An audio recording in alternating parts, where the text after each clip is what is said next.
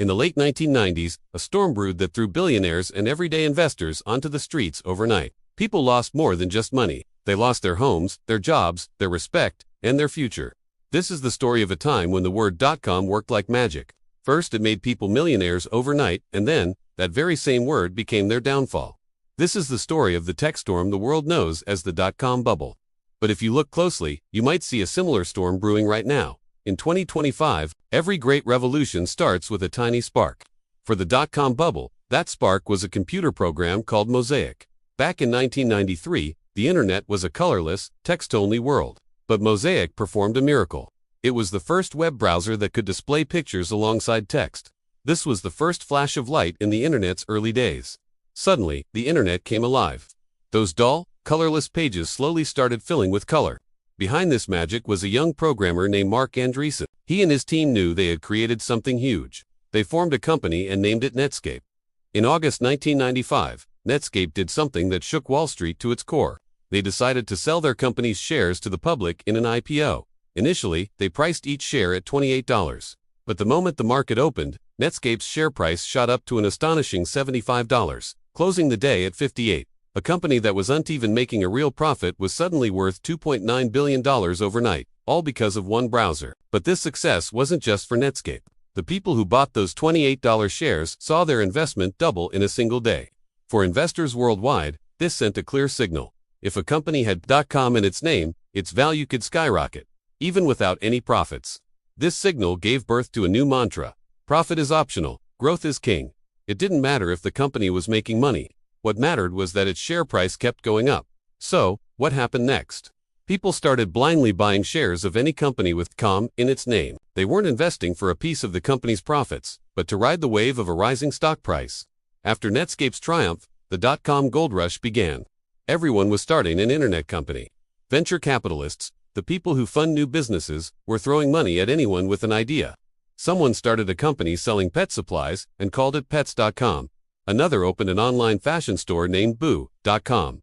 Then there was eatoys.com and a company called Webvan for ordering groceries online. It got so wild that in 1999 alone, 457 companies launched their IPOs, most of them .coms. Their shares would jump 80 to 90% on the very first day.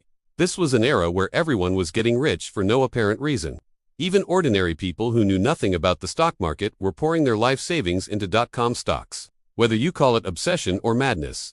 Alan Greenspan, the chairman of the U.S. Central Bank at the time, called it irrational exuberance. He was warning that greed in the market had gone too far. He said it was like a balloon being overinflated, ready to burst at any moment. But at that time, everyone was making money, so they just laughed off his warning. The fear of missing out, or FOMO, had taken over. Company CEOs saw themselves as rock stars. Take boo.com, the online fashion store. They burned through $188 million in just 6 months, mostly on lavish expenses. Another company, Pixelon, spent $16 million on a single launch party in Las Vegas, complete with famous bands. Many of these companies had no real business model or value. They threw expensive parties not to sell products, but to sell their shares to the next wave of investors. These companies were only surviving as long as new money kept flowing in. Take Webvan for instance.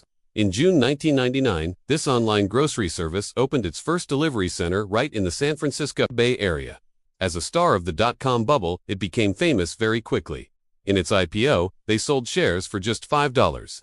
With that money, they bought delivery vans, built warehouses, and opened stores. To attract more investors, they hired an executive from Apple, making it seem like the company had a brilliant future. Seeing this, investors from all over the world rushed to buy Webvan stock. Soon, its share price doubled, then tripled, and the company's valuation hit $10 billion. Everything seemed perfect, but this slowly inflating balloon was now about to pop. Several things led to the bursting of the .com bubble. The first was the fear of the year 2000, known as the Y2K bug. In late 1999, a panic spread that when the year flipped from 1999 to 2000, old computer systems would reset to 1900 and everything would crash. Banks, power, transportation, all of it would fail. Of course, none of that happened, but the fear created a nervous tremor in the market. People started selling off their stocks even before the new year. This was the first pinprick in the balloon. The second pin was rising interest rates. In February 2000, Alan Greenspan, the same man who had warned of irrational exuberance, made a move that broke the stock market's back. He raised interest rates. This meant that bank loans became more expensive and saving money in the bank became more profitable. So, people started pulling their money out of stocks and putting it into banks for safer, guaranteed returns.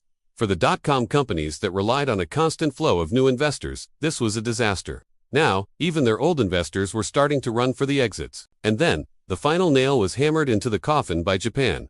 At the time, Japan was seen as a technology giant. But in March 2000, Japan announced that its economy had fallen into a recession. This sent a shockwave through the global market. The thinking was, if even Japan is struggling, what chance do we have? As soon as this news hit, investors started dumping their riskiest stocks as fast as they could. And what were the riskiest stocks at that time? You guessed it, dot-com stocks. Now, 3 pins had pierced the balloon. Most tech companies on the Nasdaq Stock Exchange began to crash hard. It created a domino effect. The stock index, which had been over 5,000 points in March 2000, plummeted by 80% over the next 2 years, down to just 1,000 points. Companies that were worth billions one day were worthless the next. Thousands of companies like Pets.com, Webvan eToys, and Boo.com shut their doors for good. Millions of people lost their jobs. The self-proclaimed geniuses of yesterday were now hiding their faces in shame. The dot-com dream had turned into a terrifying nightmare. But from this pile of ashes, a few companies rose. Companies that not only survived, but went on to rule the world. Amazon, Google, eBay, and Apple. Why did they make it? Because they had something most dot-com companies lacked: a solid business model. Experts say it's easy to blame the dot-com companies alone. The real culprits were the capital markets, the investment banks, and the venture capitalists who poured gasoline on the fire with their own greed. The dot-com bubble was a painful but crucial lesson. It taught the world that no matter how revolutionary a technology is, the fundamental principles of business never change. But here, as a surprising thought, maybe the world has unlearned its lesson from that 25-year-old storm. Today, in 2025, we're seeing a similar frenzy around new technologies like crypto and AI. Every company, big and small, is slapping the words AI and blockchain onto their names to raise huge amounts of investment, even when most have no real connection to the technology. A perfect example is a company called Builder AI. In 2023, they threw a grand launch party in a luxury hotel in Vietnam, attended by famous personalities from around the world. They claimed their new technology could build apps with AI, no coding required. Hearing this dream, major investors, including Microsoft and SoftBank, poured $250 million into the company in a single day. Soon, its valuation hit $1.5 billion. Everyone was hailing it as the future of AI. But behind the AI curtain, a different story was playing out. When investigators looked closer, they found that the apps weren't being built by AI at all. They were being built by human engineers in countries like India, Vietnam, and Romania. Builder AI was just a front. The company was also accused of faking transactions to inflate its revenue. When these secrets were revealed, the story started to sound eerily familiar, just like the dot-com bubble. Now, the company is facing a fraud investigation. So, have we truly learned from history, or are we walking blindly towards a new, and perhaps even bigger, bubble? Thanks for watching. If you enjoyed this journey through history, don't forget to like, share, and subscribe for more stories like this.